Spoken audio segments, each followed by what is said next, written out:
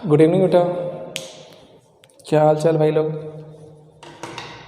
देखें, सुनो यार, थक गया हूँ बहुत, पता है सर्दी हो रही है।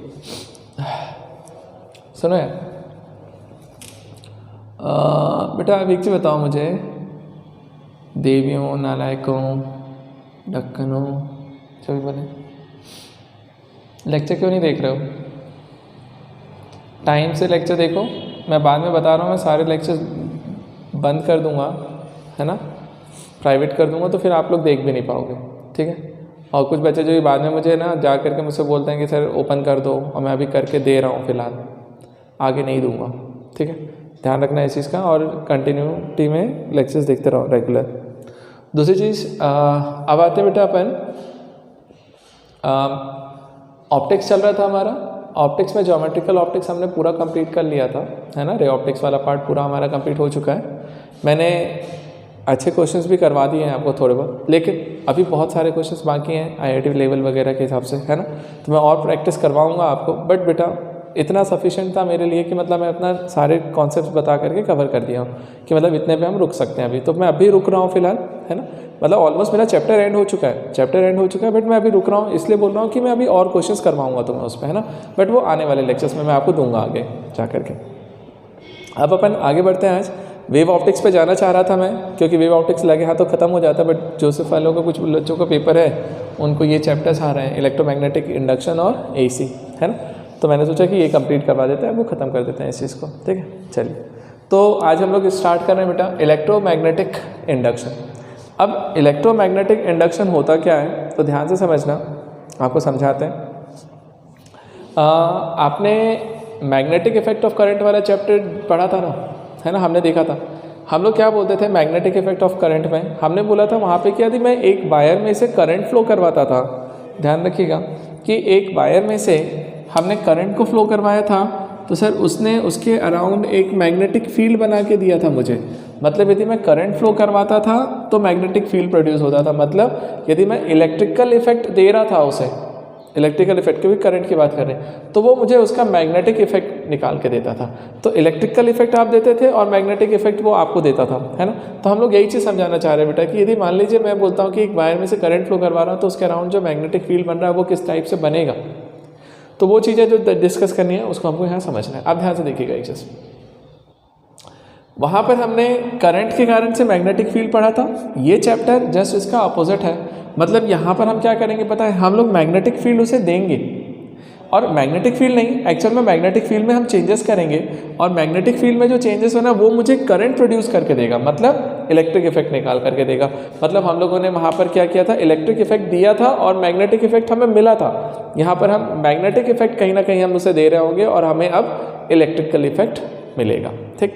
उस चैप्टर का नाम ही हमारा इलेक्ट्रोमैग्नेटिक इंडक्शन है। मतलब इस चैप्टर में हम लोग को बस यही चीज़ें डिस्कस करनी है, जस्ट अपोजिट इफेक्ट है, बट वो कैसे होता है, रिलेटिव इफेक्ट होता है, सारी चीज़ें हैं। हम आप एक एक करके कॉन्सेप्ट्स में आते हैं तो अपन को समझ में भी आएगा और चीज़ें भी समझाता हूँ मैं आपको अच्छे से। क्लियर है? चलिए, अब सोचिए बेटा, मैंने सिर्फ आपको डेफिनेशन लिखी है, वहाँ पर क्या लिखा है, electromagnetic induction is a phenomena of production of electric field with the help of varying magnetic field। समझ में आया कि प्रोडक्शन ऑफ इलेक्ट्रिक फील्ड की बात कर रहे हैं, कि हम लोग यहाँ पर इलेक्ट्रिक फील्ड प्रोड्यूस कर रहे होंगे, बट किसके through, varying magnetic field apply करने के बाद, है ना।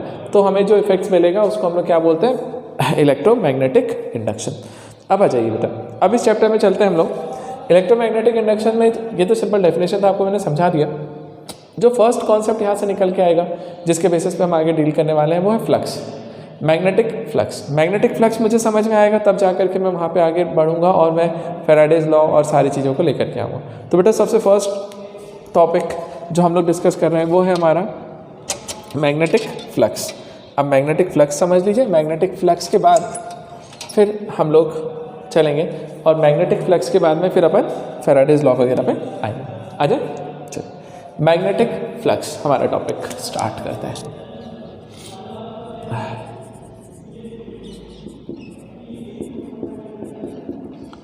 मैग्नेटिक फ्लक्स, बेटा मैग्नेटिक फ्लक्स क्या होता है, आपने इलेक्ट्रिक फ्लक्स पढ़ा था, मैंने पढ़ाया था। हमने बोला था sir total number of electric field lines passing through any cross sectional area, कि किसी भी क्रॉस सेक्शनल एरिया की बात करते थे कि पर्टिकुलर किसी क्रॉस सेक्शनल एरिया से जितने number of field lines pass होते थे नॉर्मली, याद रखिएगा, नॉर्मल के अलोंग, तो हम उसको बोलते थे सर वो electric field line, electric flux होता था। यहाँ पे हम किसकी बात कर रहे हैं? Magnetic flux. तो मैग्नेटिक फ्लक्स क्या होता है बेटा? Total number of magnetic field lines passing through any cross sectional area.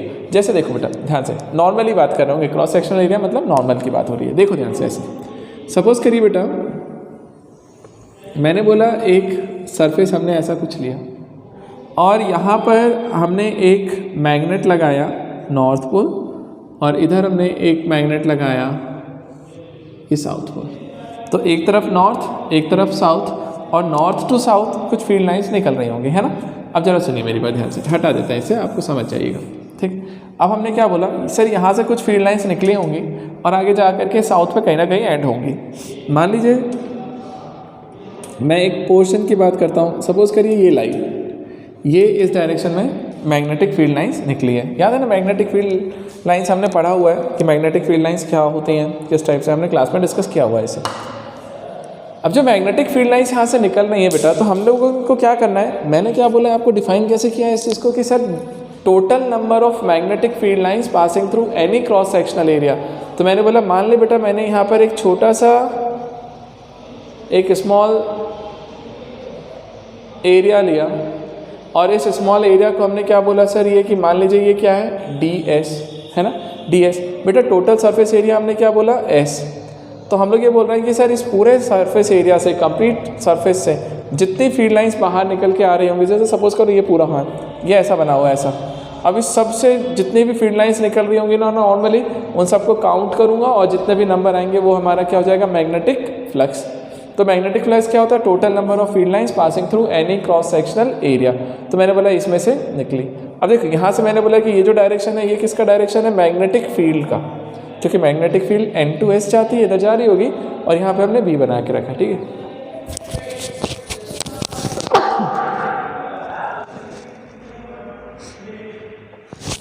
Sorry, देखें आइए अब एक से सोचो, सर ये मैग्नेटिक फील्ड लाइन्स इस डायरेक्शन में, आप मुझे बताओ नॉर्मल किधर आएगा, सर ये ds सेक्शन है, किसी का भी नॉर्मल होता है उस सरफेस के परपेंडिकुलर लाइन। तो यहाँ पर हमने मान लीजिए इसके परपेंडिकुलर लाइन ये ds बोला हुआ कि ये सर ds है उसका नॉर्मल वेक्टर।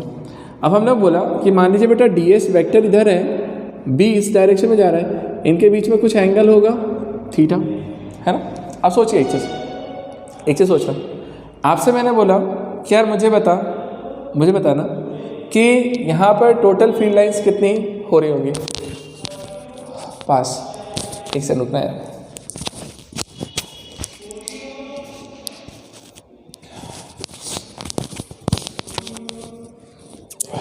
देखिए सुनो, ये मैग्नेटिक फील्ड लाइंस, ये ds एंगल कितना बना रहा है, थीटा। मान ले बेटा जो मैग्नेटिक फील्ड लाइंस है वो नॉर्मल के साथ थीटा एंगल पे बाहर गया, तो मैं बोलता हूँ जो फ्लक्स होता है ना dB, वेरी स्मॉल फ्लक्स। देखो छोटा सा एरिया लेंगे तो छोटे से एरिया से जो फ्लक्स निकलेगा वो भी वेरी स्मॉल फ्लक्स होगा, है ना। हम लोग ऐसा बोलते हैं यार नॉर्मली सोच, एक यूनिट एरिया से जो जा रहा है वो कितना जा रहा है इधर, तो हम लोग बोलते हैं सर देखो ds इधर है ना। अब एक चीज़ सोचना, मैं तुम्हें ऐसा बनाता हूँ, क्या मैंने बोला ऐसा बनाओ इसे थोड़ा बड़ा बेटा, देखिए ये मेरा नॉर्मल है ds। अब मैं क्या बोल रहा हूँ मालूम है, एक से सोचो, मैंने बोला तुमसे कि यार जो मैग्नेटिक फील्ड इस डायरेक्शन में जा रहा है ना, मुझे वो फील्ड लाइंस चाहिए जो नॉर्मल के अलोंग जाए। नॉर्मली हमने अभी बोला, देखो मैं फिर से रिपीट कर रहा हूँ, ध्यान से सुनिएगा, the total number of field lines passing through any cross sectional area is called magnetic flux. But direction कैसा होना चाहिए, ऑलवेज नॉर्मली, मतलब वो नॉर्मल के डायरेक्शन में बाहर निकलना चाहिए फील्ड लाइंस। तो मैंने बोला बी फील्ड लाइन इधर जा रही, बट मुझे तो नॉर्मल के अलोंग चाहिए ना, तो नॉर्मल के अलोंग कितना आएगा बताओ तो मैं बोलूँगा सर इसका प्रोजेक्शन है ना, इसका हॉरिजॉन्टल कंपोनेंट, तो बी का हॉरिजॉन्टल कंपोनेंट लिखेंगे तो यहाँ से क्या लिखेंगे सर, बी कॉस थीटा। तो मैंने बोला बी कॉस थीटा जो आ रहा है ना वो इसका कंपोनेंट आ रहा है, मतलब इस बी का बी कॉस थीटा वाला इफेक्ट जो है वो नॉर्मल के अलोंग है, बाकी सब नहीं है ना। तो मैंने बोला नॉर्मल के अलोंग तो इतना ही जा रहा है ना। एक चीज़ बताओ, ये यूनिट डायरेक्शन है, एक डायरेक्शन में बी कॉस थीटा निकल रहा है, तो ds कंप्लीट एरिया है, तो यूनिट एरिया से यदि बी कॉस थीटा निकल रहा है तो ds एरिया से कितना निकलेगा ds, तो ds से यदि लेना चाह रहे हैं तो क्योंकि यूनिट से वन बी कॉस थीटा निकल रहा है तो ds से कितना निकलेगा b ds कॉस थीटा। ऐसा बेटा देखो मैंने बोला यूनिट एरिया उससे कितना निकल रहा है तो मैंने बोला b कॉस थीटा। तो मुझे बताओ ds एरिया से कितना निकलेगा, आप सबने पढ़ा हुआ है ना। तो यदि यूनिट से इतना निकल रहा है तो ds से कितना निकलेगा b cos theta into ds। तो हम लोग बोलेंगे ये, और ये जो है ये छोटा सा एरिया निकला बेटा स्मॉल वाला इतने से पार्ट का, तो इतने से पार्ट से जो फ्लक्स निकल रहा है ना उस फ्लक्स को हमने क्या लिख दिया d फाई। फ्लक्स को बेटा यहाँ पे मैग्नेटिक फ्लक्स को हम लोग फाई से रिप्रेजेंट करेंगे तो d फाई। तो हमने बोला ये जो छोटा सा एरिया से जो फ्लक्स निकल रहा है स्मॉल उसको मैं d फाई बोलूँगा और d फाई इक्वल टू क्या हो जाएगा sir b cos theta into ds। तो बेटा d फाई की वैल्यू क्या निकल के आई बोलो sir, d phi equal to b ds cos theta आ गया। ये स्मॉल फ्लक्स है। अब मैं क्या करता मालूम है, मैंने बोला सर छोटा सा s ds लिया वो एरिया, तो ऐसे ds ds ds ds मैं बहुत सारे ds लूँगा और सबको ऐड करूँगा ना तब जा करके टोटल s निकलेगा। तो मैंने बोला भाई टोटल को निकालने के लिए इंटीग्रेट कर दे, तो मैंने बोला d फाई को इंटीग्रेट किया इक्वल टू इधर भी b ds cos थीटा, और क्योंकि सरफेस इंटीग्रल है कंप्लीट को करना है आप इसको ऐसे सर्कल से, तो इंटीग्रेशन ऑफ d फाई यदि बात करने जाऊंगा तो d फाई मिलकर क्या मिलेगा phi total flux equals to क्या निकल के आया सर b है ना ds cos थीटा। तो बेटा इससे आप ऐसा लिखिए integration of b dot ds, ठीक। तो फ्लक्स का फॉर्मूला निकला b डॉट ds, तो ये मेरे लिए फॉर्मूला निकल के आया। इसी फॉर्मूले को आप ऐसा भी देख सकते हो सर फाई इक्वल टू यदि मैं ऐसा लिखने जाऊंगा तो मैं लिखूंगा b ds cos थीटा, ये भी मेरा फ्लक्स का फॉर्मूला है। दोनों चलेगा, क्लियर है ना। अब सुनिए मेरी बात एक चीज़, इफ मैं यहाँ पे एक कंडीशन लगाऊं if b and theta is constant. अब मुझे बताओ r कांस्टेंट, बेटा मुझे बताना यदि ये दोनों b और थीटा ये दोनों कांस्टेंट हो जाएं, कांस्टेंट है तो मतलब वेरिएबल नहीं होगा, मतलब वैल्यू चेंज नहीं होगी इसकी। यदि ये दोनों कांस्टेंट हो जाए तो जरा इस इंटीग्रल को देखो तो sir phi equals to integration of b ds cos theta था सर, b बाहर आ जाएगा कांस्टेंट है, cos थीटा बाहर आ जाएगा, इंटीग्रल क्या बचेगा इंटीग्रेशन ऑफ ds मतलब छोटा छोटा एरिया, ऐसे छोटे छोटे एरिया को ऐड करोगे तो मिलके बड़ा एरिया मिलेगा, टोटल एरिया मिलेगा। तो इंटीग्रेशन ऑफ ds क्या हो जाएगा s, तो मैंने लिखा b cos theta into s और ये हो जाएगा फ्लक्स। तो फ्लक्स का फॉर्मूला निकला sir b s cos theta. तो sir b s cos theta जो निकल के आ रहा है ना वो मेरा फॉर्मूला निकल के आता है फ्लक्स का। बट याद रखिएगा कब, जब हम लोग बोलते हैं कि थीटा की कोई फिक्स वैल्यू होनी चाहिए, मैग्नेटिक फील्ड भी फिक्स होना चाहिए, तब हम लिखेंगे sir b s cos theta, b s cos theta. Clear है, इस तरीके से जाइए और प्रॉब्लम को सॉल्व कीजिए। तो सर ये b s cos थीटा मैंने आपको एक केस निकाल करके दिया। अब जरा देखो बेटा कभी भी फ्लक्स निकालना हो integration of b dot ds पे चले जाइएगा, b ds cos theta integrate करो आपको आंसर मिल जाएगा। और यदि फिक्स वैल्यू हो तो इस तरीके से। अब मैं इसमें आपको केसेस समझाता हूँ बेटा, रुकिएगा एक मिनट।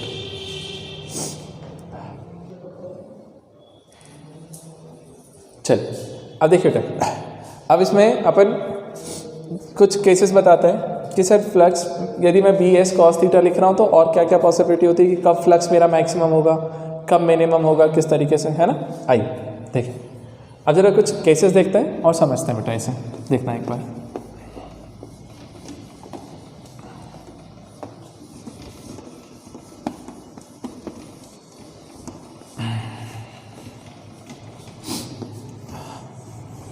सोचिए बी एस कॉस थीटा है ना। चलो सबसे पहली बात एक चीज़ करें, यहाँ पर आप यदि बी एस कॉस थीटा यहाँ पे फ्लक्स को डिफाइन करने के लिए गए हो तो बेटा एक चीज़ देख लेते हैं। पहले तो अपन इनके केसेस बता देता हूँ मैं आपको, उसके बाद में अपन है ना इसमें इसका यूनिट डायमेंशंस वगैरह भी देख लेंगे। आइए केस देखते हैं बेटा। इसमें केस 1 बेटा इफ अच्छा एक चीज़ सुनो मेरी बात, मैं उसको एक्सप्लेन करता हूँ, ध्यान से समझना मेरी बात। सर यदि मान लीजिए कभी कोई एक सरफेस दिया हुआ है, ये क्या दिया हुआ है याद रखना, ये मेरा सरफेस है बेटा। तो सरफेस का नॉर्मल कौन होगा, परपेंडिकुलर टू द सरफेस, मतलब हमने इसके परपेंडिकुलर जो लाइन बनाई ना, ये मेरा नॉर्मल है, ठीक। तो बेटा सरफेस का नॉर्मल ये हो गया। मैग्नेटिक फील्ड जो बी आ रही है बेटा, बी मैग्नेटिक फील्ड मेरा इस डायरेक्शन में है, और मैं बोलता हूँ सर जो मैग्नेटिक फील्ड बी है नॉर्मल है, इन दोनों के बीच का जो एंगल है ना, वो एंगल मेरे लिए थीटा है। मतलब यहाँ पर जो थीटा एंगल होता है ना, तो वो थीटा कौन सा है बेटा, angle between normal of surface and magnetic field lines, है ना। तो जो थीटा है बेटा वो हमारा क्या है, angle between normal of surface and magnetic field lines, ठीक, फील्ड लाइन। तो उन दोनों के बीच में अपन लोगों ने एंगल की बात करी ना, तो हम लोग बोल रहे हैं कि sir angle between normal and surface, normal of surface and magnetic field lines. तो बेटा हम लोग इस तरीके से बात करने जा रहे हैं और इसी चीज़ को हम लोग को डिस्कस करना है और समझना है। अब ध्यान से देखिएगा, थीटा को तो मैंने बोल दिया कि यार इनके बीच का एंगल है, तो सरफेस का एंगल नहीं है बेटा। आप कई बार जैसे मैंने वो केसेस बताते हैं, इस कंडीशन में आपका जो फ्लक्स आ रहा है ना, फ्लक्स इक्वल टू क्या निकला है, बी एस कॉस थीटा, ठीक, ये मैंने लिख दिया। अब जरा देखो मैं इसमें केसेस तुम्हें समझाता हूँ, एक एक अलग अलग केस लेकर के, अलग अलग केसेस आप देखिए और समझिए। जैसे बेटा फर्स्ट केस देखें, इसका केस 1, यदि मैं फर्स्ट केस देखने जाऊं और मैंने आपसे बोला यार सरफेस, ध्यान से देखना, surface is parallel to magnetic field lines.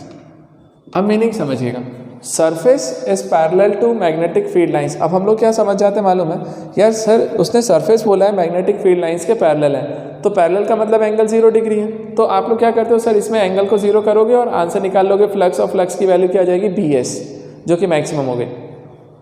गलत है। आपसे मैंने क्या बोला, जरा देखो इसे बनाओ तो आपको समझ में आएगा। सर ये मेरा सरफेस है, इसके पैरेलल मैंने फील्ड लाइंस बोली, तो सर इसके पैरेलल फील्ड लाइन ये वाली है, तो ये मैग्नेटिक फील्ड लाइंस यहाँ से बी निकला। अब हमने बोला सर सरफेस और फील्ड लाइंस पैरेलल हैं एक दूसरे के, तो क्या इसका मतलब मैक्सिमम फ्लक्स है? नहीं सर। क्यों?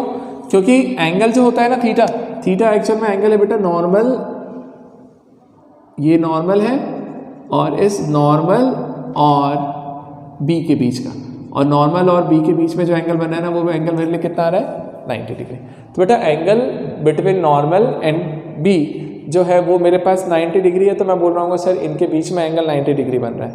अब यदि इनके बीच का एंगल 90 डिग्री है तो मुझे बताओ सर फ्लक्स की वैल्यू क्या हो जाएगी, sir B S cos 90, theta की वैल्यू 90 है। अब कॉस 90 कर दीजिए, कॉस 90 की वैल्यू 0, तो बी एस वाला पूरा पार्ट 0, तो फ्लक्स इक्वल टू निकल के आ गया 0। तो सर फ्लक्स की वैल्यू कितनी आ गई, 0। ये मेरा काम हो गया। तो इस तरीके से जा करके मुझे सॉल्व करना है और समझना है। तो मैंने बोला फ्लक्स इक्वल टू क्या हो जाएगा, B S cos 90, B S cos 90 की वैल्यू 0, आंसर 0। तो इस कंडीशन में फ्लक्स 0 है। अदरवाइज बेटा होता क्या कि पैरेलल हम देखते थीटा को 0 रखते, थीटा को 0 रखते तो कॉस 0 1 होता है, तो बी एस आंसर आता ना, तो वो गलत हो जाता। अब ये ध्यान रखिएगा, ठीक। सेकेंड केस देखिए। सेकेंड केस में मैं आपसे क्या बोलने जा रहा हूँ, मैंने बोला यदि मान लीजिए मैं ऐसा बोलता हूँ कि surface is perpendicular to magnetic field lines, to magnetic field, है ना। अब मैग्नेटिक फील्ड लाइन से मैग्नेटिक फील्ड लाइन, बेटा मैग्नेटिक फील्ड के परपेंडिकुलर यदि हो जाए, जरा सोचिए, सपोज करिए कि ये कॉइल है, ये सरफेस है, अब ये मैग्नेटिक फील्ड के परपेंडिकुलर है, मतलब मैग्नेटिक फील्ड लाइंस मैंने बोला सर बी इस डायरेक्शन में चल रही है ना। अब मैग्नेटिक फील्ड इस डायरेक्शन में, तो ये सरफेस उसके परपेंडिकुलर हुआ ना, ऐसा दिख रहा है ना, सॉरी ऐसा दिख रहा है ना कि इसके परपेंडिकुलर है, तो इसके परपेंडिकुलर हो गया। बट रियलिटी में एक चीज़ बताओ, एंगल किसका है सर, नॉर्मल के बीच में। तो मुझे बताओ ना सर इसका नॉर्मल क्या होगा, इसका नॉर्मल मान ली यहाँ बनाता हूँ, तो इसका नॉर्मल तो ये है ना, तो नॉर्मल और बी तो पैरेलल हो गए बेटा, तो एंगल तो थीटा नॉर्मल और मैग्नेटिक फील्ड के बीच का होता है, तो सर थीटा की वैल्यू यहाँ पे 0 डिग्री हो रही होगी। क्यों? क्योंकि ये दोनों पैरेलल हो गए। अब यदि ये दोनों पैरेलल हो गए तो मैं फ्लक्स को क्या लिख दूं बताइए, तो फ्लक्स इक्वल टू हो जाएगा बी एस कॉस 0, और जब बी एस कॉस 0 होगा ना, तब हम लोग बोल रहे होंगे सर कि फ्लक्स की जो वैल्यू आ रही है ना वो मैक्सिमम आ रही है, क्योंकि कॉस थीटा की मैक्सिमम वैल्यू 1 होती है। तो ये जो फ्लक्स निकल के आया ना बेटा, ये मेरे लिए मैक्सिमम फ्लक्स निकल के आता है कि सर मैक्सिमम फ्लक्स जो होता है वो हमेशा कितना होता है, बी इंटू एस। और कब आएगा, जब हम उसके पैरेलल लेके जाएंगे। और सीधा सा फंडा है बेटा, बताऊँ क्या, सोचना। अभी मैं आपको समझाऊंगा, इन चीज़ों को लेकर के आऊँगा ना, तब आपको बहुत प्यार से समझाऊंगा, सारी चीज़ों का मीनिंग समझाऊंगा, क्योंकि इसी से तो हम फिर बाकायदा एसी वगैरह बनाएंगे कि यार एसी कैसे फ्लो होती है, उसका पिक्चर वगैरह देखेंगे। समझे, ऐसा सोचो, ये फील्ड लाइन्स है, ये नॉर्मल है ना। 1 सेकेंड रुक जा बेटा, 2 मिनट, 1 सेकेंड रुक, 1 सेकेंड मुझे कुछ ढूंढने दे, मैं बताता हूँ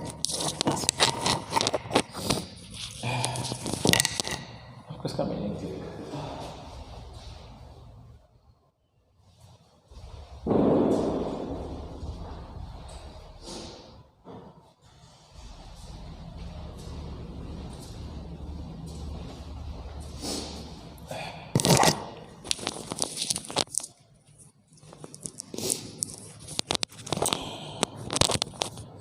देखो, जैसे ये सोचो, ये मेरा सरफेस है, सर्कल, सिर्फ सर्कल को फोकस करिएगा बेटा। अब यदि बताओ, ये फील्ड लाइन्स है ऐसी, यहाँ से सर्कल है, और ये फील्ड लाइन्स है।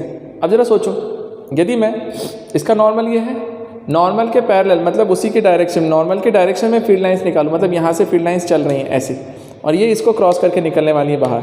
यदि ये इसको क्रॉस करके बाहर निकल रही है ना बेटा, यहाँ से सीधी सीधी जा करके बाहर निकल रही हैं, तो मुझे एक चीज़ बताइएगा, यदि ये यहाँ से फील्ड लाइन्स गई हैं और बाहर निकल रही है ना, तो हम लोग बोलेंगे sir maximum field lines pass हो पाएंगी ना सीधी सीधी। लेकिन वहीं पे सोचना, अब यदि मान ले थोड़े एंगल पे आए, इधर से ऐसे, अब एंगल पे जाएगी ना, तो बेटा फिर देखो एक चीज़, फील्ड लाइन्स ऐसी जा रही है, बट इसको मैंने थोड़ा सा ऐसा टिल्ट कर दिया, क्या मैक्सिमम जाएगी? नहीं, क्योंकि नीचे से ना कुछ फील्ड लाइन्स बाहर निकल गई होंगी, ऊपर से कुछ बाहर हो जाएगी। और इसको ऐसा करते जाऊँ तो जितना आप उसे करोगे ना, कुछ फील्ड लाइन्स बाहर निकलती जाएंगी नीचे से ऊपर से, और ऐसे होते होते होते होते होते इस कंडीशन में तो जीरो ही हो जाएगी, है ना। तो इस तरीके से हम लोग बोलते हैं कि जैसे जैसे एंगल चेंज होगा वैसे वैसे फ्लक्स की वैल्यू भी चेंज हो रही होगी। कि मतलब इस कंडीशन में यदि मैं बोलूँ तो इस कंडीशन में मैक्सिमम फ्लक्स पास होगा क्योंकि एंगल 0 डिग्री बन रहा है, लेकिन यदि किसी एंगल पे इसको कर दूंगा तो कुछ चीज़ें यहाँ से बाहर निकल जाएंगी, कुछ यहाँ से, है ना। और इस कंडीशन में तो मिनिमम ही हो जाएगी, अटक जाएगी, नहीं जा पाएगी, है ना, ये वाला केस। तो बेटा ये मैंने आपको 2 केसेस बता दिए कि जहाँ पर जाकर के आपको समझना होता है कि सरफेस में यदि मान लीजिए मैंने उनका बोला है कि एंगल 0 डिग्री है, तब क्या हो रहा है फ्लक्स, और ये जो फ्लक्स आ रहा है बेटा, ये फ्लक्स मेरे लिए कौन सा फ्लक्स है, ये सर मेरे लिए मिनिमम फ्लक्स है, और ये नीचे वाला जो है वो मेरे लिए मैक्सिमम फ्लक्स है। तो मिनिमम और मैक्सिमम फ्लक्स मैंने बता दिया, थीटा एंगल पर दिया हुआ है, तो मैंने आपको फ्लक्स बता दिया कि वो चीज़ क्या निकल रही है।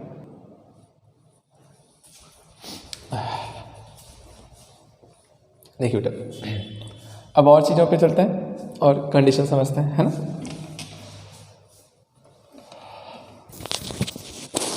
यार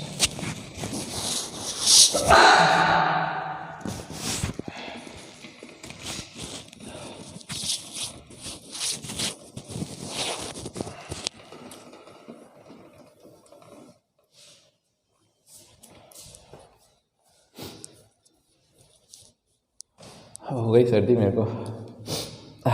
देखें,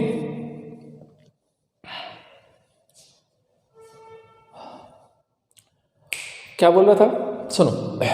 एक तो चीज़ मैंने आपको फ्लक्स बता दिया। फ्लक्स क्या होता है बेटा, total number of field lines passing through any cross sectional area. मैंने आपको केसेस बता दिए, थीटा इक्वल टू 0 डिग्री हो तो क्या होता है, 90 डिग्री हो तो क्या होता है। अब एक चीज़ सुनिएगा बेटा, यहाँ पे याद रखिएगा, हम लोग 2 टाइप के मेनली फ्लक्स देखते हैं। एक होता है पॉजिटिव फ्लक्स, कुछ ज़्यादा नहीं देखेंगे, सिंपल सा एक, और दूसरा होता है नेगेटिव फ्लक्स। अब बेटा नेगेटिव और पॉजिटिव फ्लक्स किस सेंस में बोलते हैं यहाँ पे, तो सिर्फ इतना सा याद रखिएगा, जितने भी आउटगोइंग फ्लक्स होती हैं, आउटगोइंग फ्लक्स वो पॉजिटिव हैं, और जितने भी इनकमिंग फ्लक्स होंगी, मतलब जो एंटर कर रही होंगी, वो मेरे लिए नेगेटिव है। तो बेटा आउटगोइंग फ्लक्स को हम लोग पॉजिटिव फ्लक्स बोलेंगे और इनकमिंग फ्लक्स को हम लोग नेगेटिव फ्लक्स बोलेंगे। तो एक है पॉजिटिव फ्लक्स, दूसरा है negative, outgoing positive, incoming negative. अब सुनो मेरी बात ध्यान से, पॉजिटिव फ्लक्स, नेगेटिव फ्लक्स मैंने आपको डिफाइन कर दिया। अब इसी के बेसिस पे हम जरा एक चीज़ समझने जाते हैं, ध्यान से सुनिएगा और बताइएगा मुझे कि जैसे मान लो बेटा मैं किसी भी एक मैग्नेट की बात करने जाऊँ, यदि एक फील्ड में रखा हुआ है वो, है ना, और सिर्फ इसी मैग्नेट का इफेक्ट है, इस पर किसी और दूसरे मैग्नेट का इफेक्ट नहीं है, तो मुझे बताना sir north pole south pole, यहाँ से कुछ फील्ड लाइंस निकलती हैं सर, नॉर्थ से निकलती हैं, साउथ पे एंड होती है, हमने पढ़ा है। यहाँ से दूसरी फील्ड लाइन होगी सर, नॉर्थ से निकली है, साउथ पे एंड हुई है। यहाँ से भी एक फील्ड लाइन गई होगी सर, नॉर्थ टू साउथ में एंड हो गई, और एक इधर से चली गई, चलो ठीक। अच्छा, कुछ फील्ड लाइन सर यहाँ से बाहर निकली है नॉर्थ से, मान लीजिए ये 3 है, तो यहाँ पर इन भी हुई है ना, ये 3। अब सोचिए, यदि मैं बोलता हूँ कि सिर्फ एक ही फील्ड की बात हो रही है, भले से यूनिफॉर्म हो नॉन यूनिफॉर्म हो, जो भी फील्ड लाइन नॉर्थ से निकली है वही एंड होगी साउथ पे, और किसी का इफेक्ट नहीं, तो यहाँ पर आप बताइए टोटल फ्लक्स, इस कंडीशन में यदि मैं टोटल फ्लक्स निकालने जाऊँ तो क्या सर वो फ्लक्स मेरे लिए 0 आएगा? तो मैं बोलता हूँ हाँ जी। क्यों? ध्यान से सुनिए, आप ये देखो कि यहाँ से सर कितनी फील्ड लाइंस पास हो रही हैं, वो उसका मैग्नेटिक फ्लक्स डिफाइंड होगा सर 1 2 3 4 5 6 7। तो मैंने बोला सर यहाँ का जो फ्लक्स निकला ना वो मेरे लिए कितना है +7। +7 क्यों बोल रहा हूँ सर? आउट गोइंग है, बाहर निकल रही है। और इस वाले पॉइंट पर यदि मैं फ्लक्स की बात करने जाऊँ तो कितने आएंगे जरा बताइए? 1 2 3 4 5 6 7, 7 के 7 बट सब इनकमिंग है तो -7। तो एक ने +7 दिया, एक ने -7 दिया, तो +7 -7 मिल करके कितना हो जाएगा 0। तो हम लोग बोलेंगे जो नेट फ्लक्स आएगा ना बेटा, मान लीजिए इसे ∅1 और इसे ∅2 बोलते हैं, तो मैं यहाँ पे लिख देता हूँ आपको सर ∅1 + ∅2, क्योंकि ∅1 आउटगोइंग था, आउटगोइंग फ्लक्स हमारे लिए पॉजिटिव है तो बेटा +7, और प्लस इनकमिंग फ्लक्स नेगेटिव है तो -7, आंसर इज 0। क्लियर है? तो इस तरीके से जाते हैं तो हम लोग बोलेंगे सर कि जो टोटल फ्लक्स आ रहा होगा 0। तो हम लोग बोल सकते हैं यदि सिर्फ एक का ही इफेक्ट है, कंप्लीट का है, तो हम लोग बोलेंगे कि टोटल फ्लक्स हमेशा 0 आ जाएगा। क्यों आएगा पता है? क्योंकि magnetic field lines close loop बनाती हैं, क्लोज लूप बनाती हैं तो जो स्टार्ट हुई हैं वो एंड भी होंगी, तो एक जगह से वो आउटगोइंग है तो एक जगह पे वो इनकमिंग होगा, तो आउटगोइंग और इनकमिंग का टोटल इफेक्ट निकालेंगे तो आंसर 0 आएगा, है ना? इस लॉजिक से हमने ये चीज़ एक क्लियर हो गया एक पॉइंट। नेक्स्ट पॉइंट देखो और समझो चीज़ों को, मैं आपको समझाते चलता हूँ, पॉइंट्स वगैरह नोट करते चलिएगा आप सब इससे, है ना? अगला देख बेटा, एक चीज़ सोच,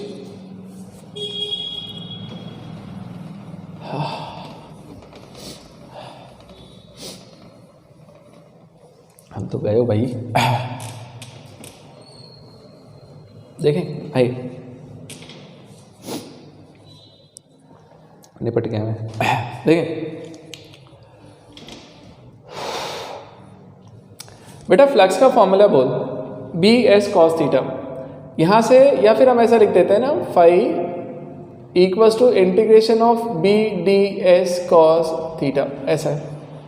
सोच, इफ B = 0, यदि मैं मैग्नेटिक फील्ड को 0 कर दूँ तो फ्लक्स कितना आएगा बेटा? तो इम्प्लाइज करके लिखता हूँ सर फ्लक्स विल 0, नहीं है यार? सोचना यार, B को 0 करेगा तो ये पूरा पार्ट 0, इंटीग्रेशन करेगा 0 ही आएगा, मतलब यदि B 0 है तो ∅ भी 0 मिलेगा, मतलब इंटेंसिटी यदि 0 आ रही है तो फ्लक्स भी 0 रहेगा। ठीक है सर? अब सुनिए मेरी बात, B को मैंने 0 किया, फ्लक्स भी मेरे लिए 0 हो गया। अब मैं क्या बोलना चाह रहा हूँ वो ध्यान से समझ लो और समझाओ मुझे। यदि ऐसा है तो क्या इसका कन्वर्स भी पॉसिबल है? इसका कन्वर्स हमेशा ट्रू होगा क्या?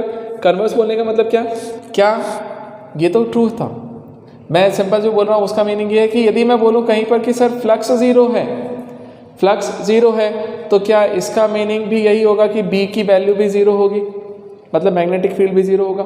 मतलब देखिए यहाँ पे मैंने बोला था मैग्नेटिक फील्ड 0 है तो फ्लक्स 0 है, तो क्या फ्लक्स 0 है तो मैग्नेटिक फील्ड भी 0 होगा? ये ऑलवेज ट्रू नहीं है, हो सकता है कि 0 हो जाए बट हमेशा 0 हो ऐसा नहीं है, गलत भी हो सकता है ये मेरा कॉन्सेप्ट। क्यों? जरा समझो मेरी बात। जैसे देखो बेटा मैं एक केस बताता हूँ इसको एक्सप्लेन करने के लिए, ठीक है? ये वैलिड नहीं है, अब जरा समझिएगा मेरी बात क्या बताना चाह रहा हूँ। मान ले बेटा मैंने बोला ये यूनिफॉर्म मैग्नेटिक फील्ड है ना? अब सब एक यूनिफॉर्म मैग्नेटिक फील्ड के अंदर यदि मैं क्या रख दूँ, मैंने बोला यूनिफॉर्म मैग्नेटिक फील्ड के अंदर मैंने एक सिलेंडर रखा है ऐसा, चलेगा।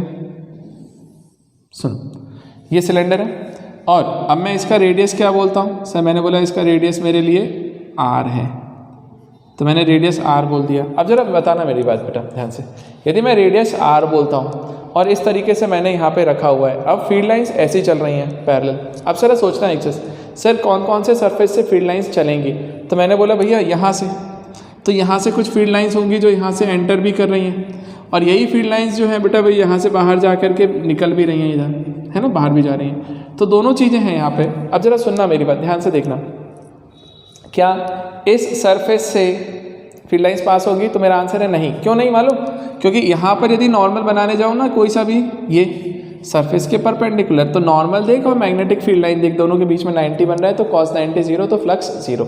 और मुझे वैसे भी दिख रहा है भाई सीधी जाएगी ना, वो ऐसे कैसे जाएगी ऊपर, ठीक। तो यहाँ से तो कोई फ्लक्स नहीं निकल रहा, नीचे से भी कोई फ्लक्स नहीं निकल रहा होगा क्योंकि इसका नॉर्मल नीचे आएगा। इन दोनों से निकल सकता है ना भैया, निकलेगा ना। अब जरा सोच क्या होगा, समझ लो। फर्स्ट वाले पे आप इस पर नॉर्मल बनाओ, बताओ तो नॉर्मल क्या होगा सर इसका, इसका नॉर्मल होगा ये, आप समझ रहे हो मेरी बात, अरे सर्कल है ना ऐसा, ये देख ये वाला ऐसा, ये वाला पोर्शन है तो इसके नॉर्मल बाहर निकलेगा ना ऐसा, ये पोर्शन, तो मैंने ऐसा बोला तो इसके बाहर गया ये, तो ये मेरे लिए नॉर्मल निकल के आया, तो मैंने बोला सर नॉर्मल वेक्टर मेरे लिए ये है। आ गया। अब सुनो तो मेरी बात, नॉर्मल इस डायरेक्शन में जा रहा है, एरिया इसका क्या होगा sir, pi r square circle है, तो मुझे बताना फ्लक्स φ1 निकालता हूँ, क्योंकि यहाँ से सारी की सारी फील्ड लाइंस बाहर निकल रही हैं, बाहर निकल रही है ना, तो मैं या फिर सिंपल फ्लक्स लिख देता हूँ, तो मैंने लिखा सर बी एस मतलब surface area into cos theta, तो कॉस 0 होगा, क्यों सर मैग्नेटिक फील्ड भी बाहर है और नॉर्मल भी बाहर है, चलेगा। अब मुझे बताइए तो सर बी एस की वैल्यू क्या होगी सर, पाई आर स्क्वायर, तो मैंने लिखा पाई आर स्क्वायर, और cos 0 1 मतलब φ1 की वैल्यू निकल के आई पाई आर स्क्वायर बी, तो पाई आर स्क्वायर भी φ1 निकल के आया। चलो ठीक है सर। φ2 सोचो, φ2 मेरा यहाँ पर है, यहाँ पे ये मैंने रेडियस दिया बेटा, इस वाले पर मैं बोलता हूँ कि सर फ्लक्स निकालता हूँ φ2, ठीक। अब φ2 की वैल्यू निकाल के बताता हूँ, तुम्हें ध्यान से देखिएगा बेटा, मैग्नेटिक फील्ड लाइंस इधर कहीं है, नॉर्मल किधर होगा सर, सर्कल इधर है ऐसा, तो इसका नॉर्मल इसके बाहर होगा ना, नॉर्मल तो इसके बाहर यदि नॉर्मल जा रहा है तो इसका नॉर्मल गया ये वाला डायरेक्शन, तो ये नॉर्मल है इसका।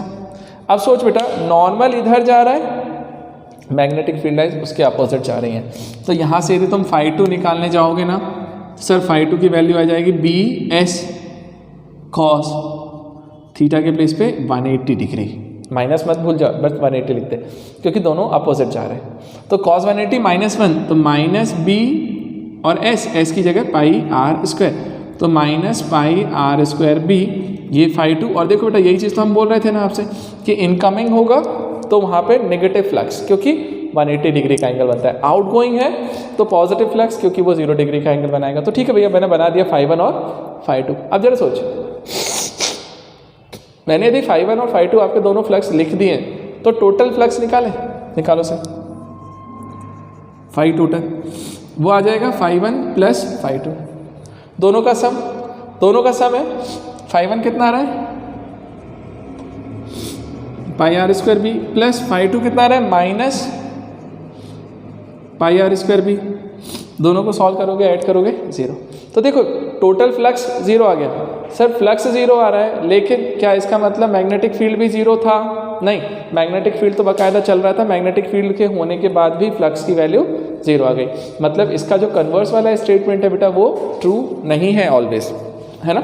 मतलब यदि हम मैग्नेटिक फील्ड को 0 करते हैं तो फ्लक्स 0 जरूर होगा, बट फ्लक्स के 0 करने से मैग्नेटिक फील्ड 0 होगा इसकी कोई गारंटी नहीं है। यदि 0 होता है तो अच्छी बात है, बट नहीं भी हो सकता है। क्लियर, ये मेरा स्टेटमेंट था, इतना समझिए, नोट कीजिए, और पॉइंट बताता हूँ एक दो, है ना।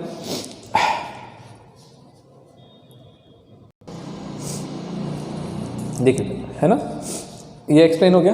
अब देखो एक और, कि एक चीज रखना कभी भी कि यार magnetic flux linked with any closed surface is always 0, मतलब कभी भी आप एक क्लोज्ड सरफेस के बारे में बात करेंगे ना तो उसके लिए मैग्नेटिक फ्लक्स हमेशा जीरो आएगा, मतलब integration of B dot D S will be zero. क्यों बोल रहा हूँ भाई, जहाँ से निकली है भैया वहीं पे जा कर के एंड होते हैं, तो उसके लिए तो वो हमेशा जीरो ही रहेगा। ठीक है, तो ये वाला रूल आप याद रखिएगा। इसको एम्पियर्स लॉ भी बोल सकते हैं हम लोग इलेक्ट्रोमैग्नेटिक इंडक्शन का, है ना, बाद में समझेंगे एम्पियर्स लॉ क्या था, समझेंगे। ठीक है, ये मेरा कॉन्सेप्ट हो गया, क्लियर। चलिए, मैंने अभी इससे रिलेटेड आपको थोड़े से केसेस बता दिए, क्या क्या चीज़ें पॉसिबल हो सकती हैं, क्वेश्चंस पूछे जा सकते हैं। ठीक है, अब सुनो एक और चीज़। अब तो बेटा फ्लक्स वगैरह निकालना स्टार्ट करेंगे, बट पहले उससे पहले हम फैराडेज लॉ वगैरह देखेंगे, उसके बाद में जाएंगे फिर चीज़ें देखना स्टार्ट करेंगे अच्छे से। अब एक और चीज़ देखिए बेटा, इसी में अपन इसका यूनिट निकाल लें और डायमेंशनल फार्मूला, है ना। अब यूनिट एंड डायमेंशनल फार्मूला यदि मैं निकालने जाऊँ तो देखिए, अब unit and dimensional formula define कर देते हैं आज, फिर इसके बाद अपन फैराडेज लॉ पे जाएंगे, फिर आगे बढ़ेंगे यार चीज़ों से। देखिए बेटा, यदि मैं मैग्नेटिक फ्लक्स की बात करने जाऊँ, इसके यूनिट एंड डायमेंशंस की बात करने जाऊँ, है ना, तो देखना बेटा, यूनिट एंड डायमेंशंस। बेटा यूनिट एंड डायमेंशंस की बात करने जाए तो हम लोग क्या लिखते हैं sir, flux. Sir flux phi equal to क्या हो जाएगा, B S cos theta. Cos theta तो गया, है ना, यदि कॉस थीटा की यूनिट नहीं है, सिंपल हम बात करें बी एस। आपको निकालना है फ्लक्स के लिए बेटा। आप बताओ सर बी को कैसे निकाल सकते हैं। याद है एक फोर्स के फॉर्मूले से हमने डिफाइन किया था, एफ इक्वल टू क्या होता था बेटा, बताइएगा, B I L sine theta, है ना। तो यहाँ पे सिंपल बी आई एल लिखते थे ना, तो यहाँ से यदि मैं बी को डिफाइन करने जाऊँ तो लिख सकता हूँ एफ अपॉन आई एल, है ना। तो मैंने लिखा sir F by I L. अब देखो बेटा ध्यान से, मैं थीटा का इफेक्ट इसलिए नहीं डाल रहा हूँ क्योंकि थीटा यूनिट लेस है ना, तो उस डायमेंशन लेस है, तो उसके लिए हमें लिखने की जरूरत नहीं है। अब सुनिए मेरी बात, तो बी को लिख दिया मैंने F by I L, S मेरे लिए क्या है, एरिया। अब जरा मुझे बताओ तो एक चीज़, सर एरिया को यदि मैं इसका डायमेंशनल फॉर्मूला लिखने जाऊँ सबका, तो फोर्स का डायमेंशनल फॉर्मूला बताएंगे sir, M L T minus two. Surface area है L two upon I current है, I equals to Q by T, charge upon, तो क्यू मतलब कूलम है ना, तो मैंने लिखा क्यू बाय टी इंटू ये एल लेंथ, एक लेंथ। ठीक बेटा, इस एक लेंथ से इस लेंथ का इफेक्ट तो गया। एक चीज़ बताओ मुझे, यदि मैं क्यू को लिखने जाऊँ बेटा, एक चीज़ देखिए, सुनिए मेरी बात, इसको ए लिखिए एम्पियर, करंट को सीधे क्यू बाई टी क्यू लिखिए, यूनिट लिखते समय चेंज करेंगे, ये तो गया ना। तो बेटा एक्चुअल में फॉर्मूला क्या निकल के आएगा सर, एक एल बचा तो M L two T minus two upon A, area नहीं है ये, एम्पियर। ठीक, तो बेटा M L two T minus M L two, एक एल कैंसिल हो गया, M L two T minus two upon A, और ये फ्लक्स का डायमेंशनल फॉर्मूला निकल के आया, मतलब sir M L two T minus two A minus one, ये मेरे लिए फ्लक्स का डायमेंशनल फॉर्मूला है। तो M L two T minus two A minus one flux आ गया। अब फ्लक्स निकालने के बाद अपन अब अगला काम क्या करने वाले, फ्लक्स का डायमेंशनल फॉर्मूला निकाल लिया, अब हमें यूनिट निकालनी है। सर मुझे बताओ यूनिट क्या आएगी इसकी, तो मैं यहीं से जाता हूँ और यहीं से रिलेट करता हूँ। ध्यान से देखना बेटा, इफेक्ट देखो यहाँ से, M L two T minus two, एक से बताना सर ये किसकी यूनिट है, M L two T minus two किसकी यूनिट है बताए। सर ये वर्क डन की है, मतलब ये एनर्जी की है। एनर्जी का यूनिट क्या होता है, जूल।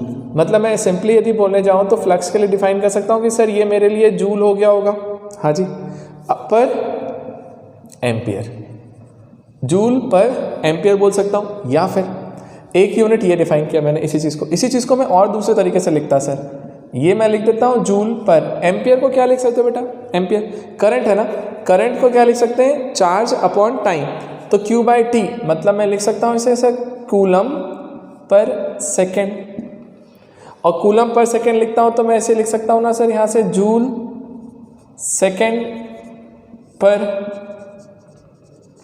कूलम। और बता, जूल पर coulomb W by Q potential होता है, तो ये वोल्ट भी हो जाएगा, मतलब वोल्ट इनटू सेकेंड। तो वोल्ट सेकेंड जो आ रहा है ना, एक्चुअल में ये मेरे फ्लक्स की यूनिट है। तो फ्लक्स इक्वल टू क्या लिखा मैंने, वोल्ट सेकेंड, और इसी वोल्ट सेकेंड को हम लोग यहाँ पे क्या लिखते हैं, 1 वेबर। तो 1 वेबर जो आ रहा है ना वो मेरे लिए क्या आ गया, फ्लक्स। तो हम यहाँ से क्या डिफाइन करने जा रहे हैं sir, 1 weber equal to 1 volt into 1 second. तो बेटा वोल्ट सेकेंड जो होता है ना उसी को हम लोगों ने यहाँ पे क्या लिखा हुआ है, वेबर, डब्ल्यू से रिप्रेजेंट करेंगे, ठीक, वेबर, ठीक। तो बेटा ये मेरा इसका यूनिट निकल के आया, ये मेरा उसका डायमेंशनल फॉर्मूला था। यूनिट और डायमेंशनल फॉर्मूले मैंने आपको एक्सप्लेन कर दिए। इस तरीके से आप जाओ, आगे बढ़ो, आपको चीज़ें समझ में आ रही हैं, क्लियर। चलिए अब इतना मैंने फ्लक्स से रिलेट करके आपको कुछ पॉइंट्स बता दिए, कुछ चीज़ें बता दी, ठीक। अब आज इतना ही। अगली क्लास में अपन फैराडेज इक्वेशंस देखते हैं, फैराडेज लॉ देखते हैं, और फिर अपन आगे बढ़ेंगे। मतलब मेनली फैराडेज लॉ के बाद ही मेन चैप्टर आगे बढ़ेगा। बाकी फ्लक्स बार बार यूज़ में आएगा, अच्छे से समझ के रखिए, ध्यान से, है ना बेटा, गलतियाँ मत करना। सारे पॉइंट्स मैंने आपको एक्सप्लेन किए। बाय बेटा, नेक्स्ट क्लास में मिलते हैं, बाय।